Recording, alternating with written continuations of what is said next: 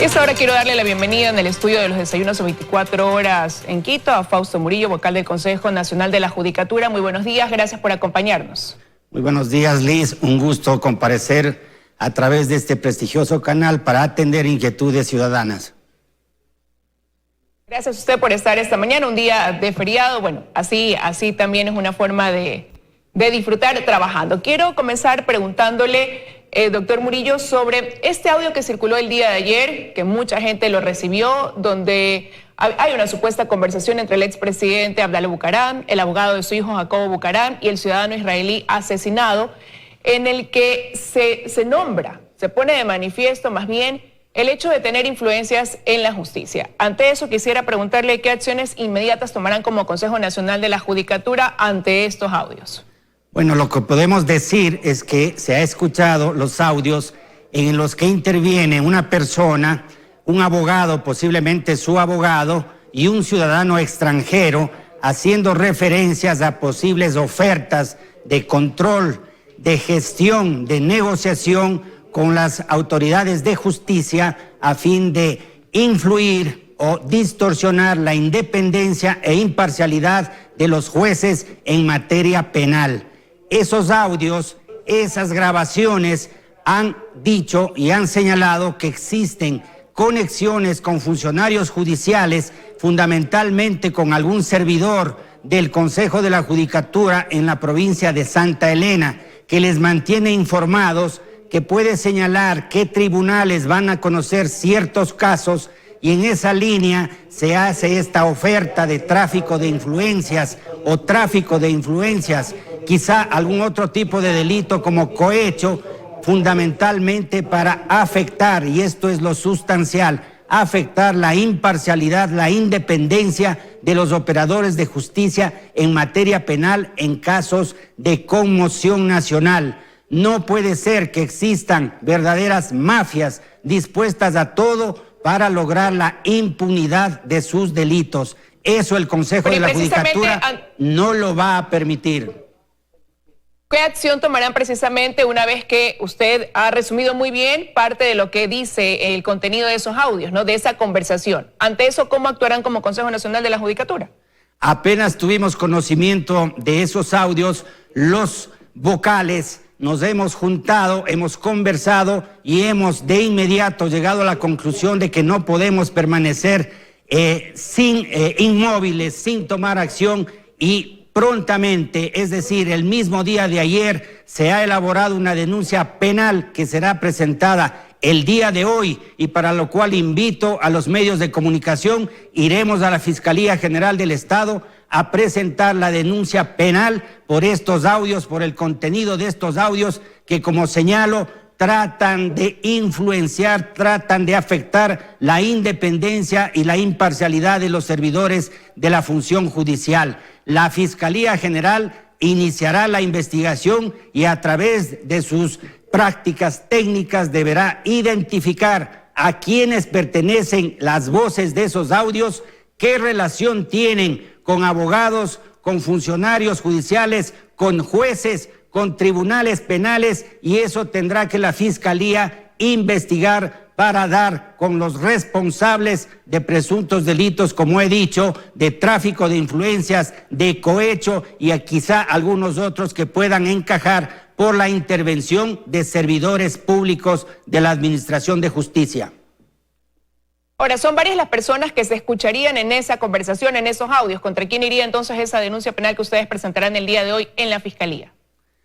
Contra todos quienes intervienen en esos audios. He señalado que mediante pericias técnicas la Fiscalía tendrá que cotejar voces, tendrá que identificar y ubicar a quienes son los que participan en estos audios. Paralelamente, a más de la Fiscalía, el Consejo de la Judicatura dispondrá una investigación al Departamento, a la Dirección de Transparencia, a fin de que recabe elementos que permitan iniciar un sumario administrativo de tratarse de servidores que integran la función judicial o el Consejo de la Judicatura que están siendo utilizados o están sirviendo a estos fines de mafias que se han incrustado en la administración de justicia y que estamos dispuestos a combatir con todo el rigor de la ley.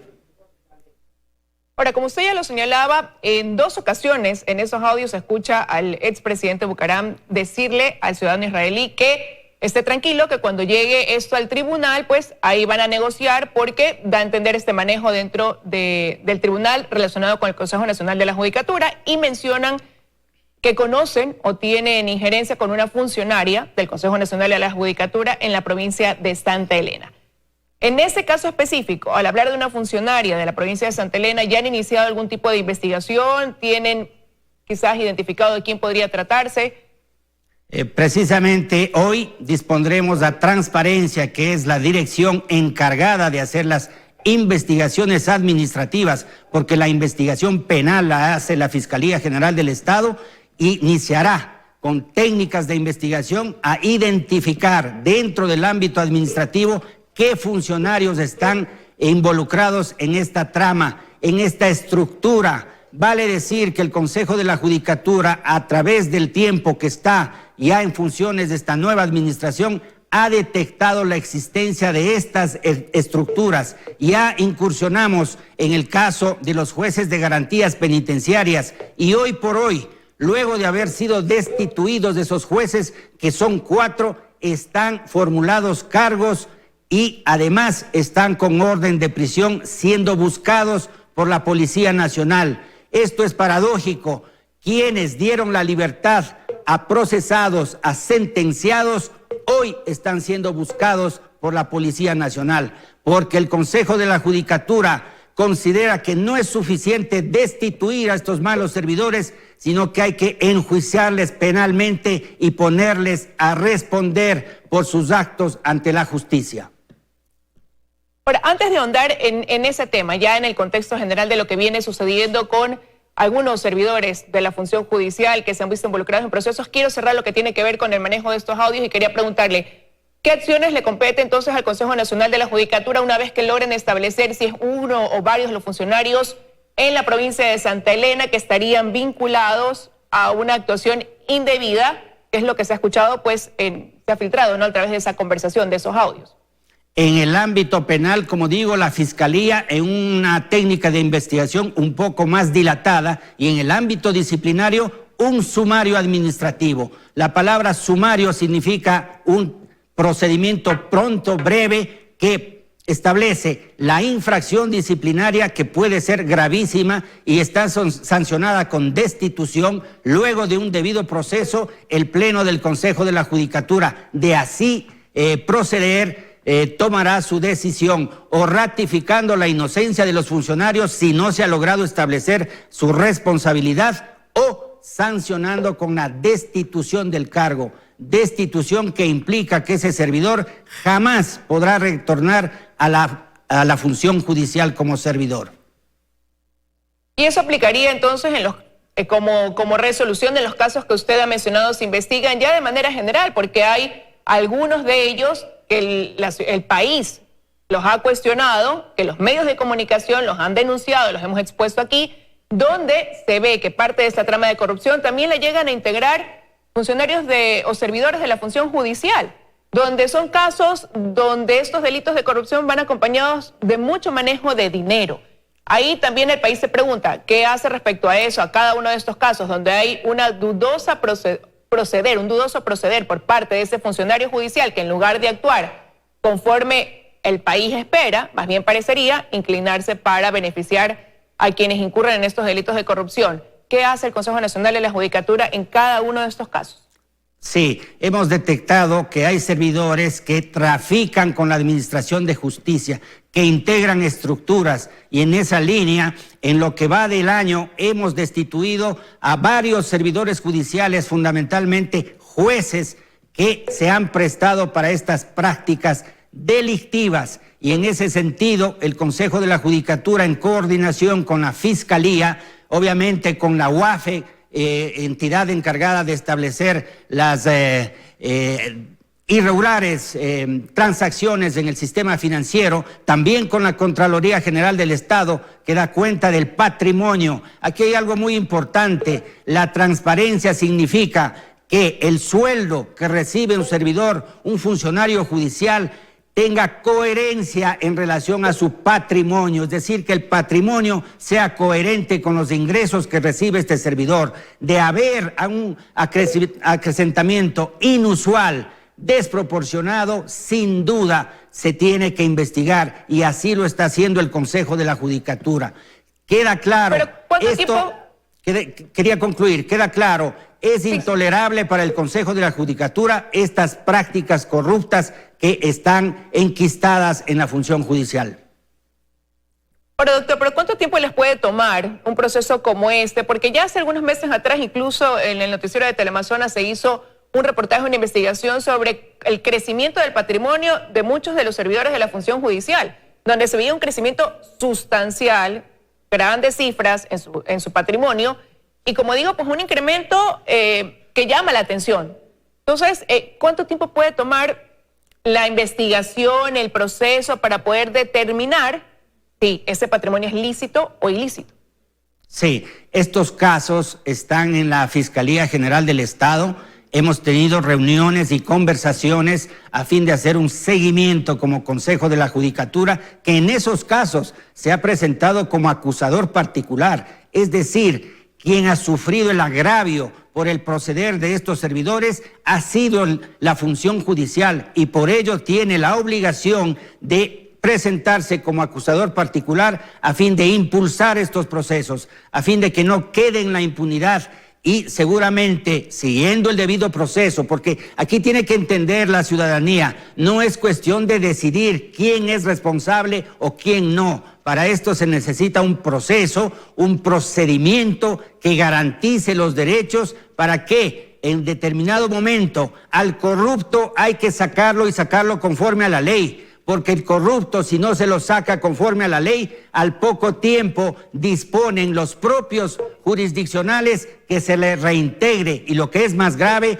se le pague una retribución económica, una reparación económica que afecta sin duda los dineros de la función judicial. Por eso es que estos casos, si bien demoran, angustian un poco de resultados a la ciudadanía, pero hay que hacerlo así. Caso contrario, los corruptos retornan a seguir cumpliendo sus propósitos. ¿Pero qué hacer entonces ante eso, doctor? ¿Cuál es la esperanza ahí? Porque incluso ya han habido procesos de evaluación tratando de darle al país la certeza de que quienes están dentro de la función judicial son las personas probas que van a aplicar correctamente la justicia. Pero lo que vemos es que ahora los funcionarios judiciales, ciertos funcionarios judiciales, más allá de combatir esa corrupción, forman parte de ella.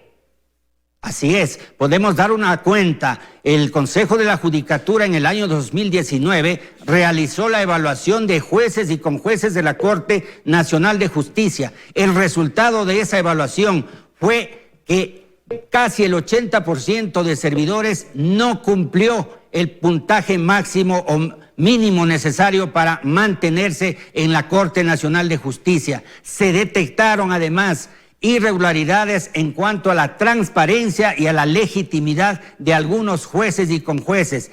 Esos temas están ya en conocimiento de la Fiscalía General del Estado y están siendo procesados. También en el ámbito administrativo han sido destituidos algunos de esos jueces previo a la evaluación por precisamente haber incurrido en infracciones disciplinarias. En concreto, el Consejo de la Judicatura seguirá y sigue empeñado en separar a los servidores, que naturalmente son una minoría, porque existen buenos servidores judiciales. Para dar una cifra, en este año, en lo que va del año 2019 y 2020, hemos destituido a 45 jueces, y en la mayoría de los casos hemos derivado a la Fiscalía General del Estado por un presunto delito de prevaricato, y por ello he señalado, existen hoy por hoy 4 ex jueces con orden de prisión por precisamente haber sido formulado cargos a través del fiscal correspondiente, y están prófugos de la justicia. Ahora, ¿y a qué quizás, doctor, atribuye usted, y esto ya llega a ser un criterio quizás personal, el hecho de que hayan servidores judiciales que se dejen atrapar por los tentáculos de la corrupción? Eso da cuenta, estimada Liz, de la ligereza con que llevaron los consejos de la Judicatura transitorio y cesado los concursos públicos. No tuvieron la rigurosidad a fin de que los concursantes, los postulantes, cumplan el perfil que está establecido en el artículo 37 del Código Orgánico de la Función Judicial, que señala que el servidor judicial debe tener y mantener una conducta ética o una posición moral irreprochable.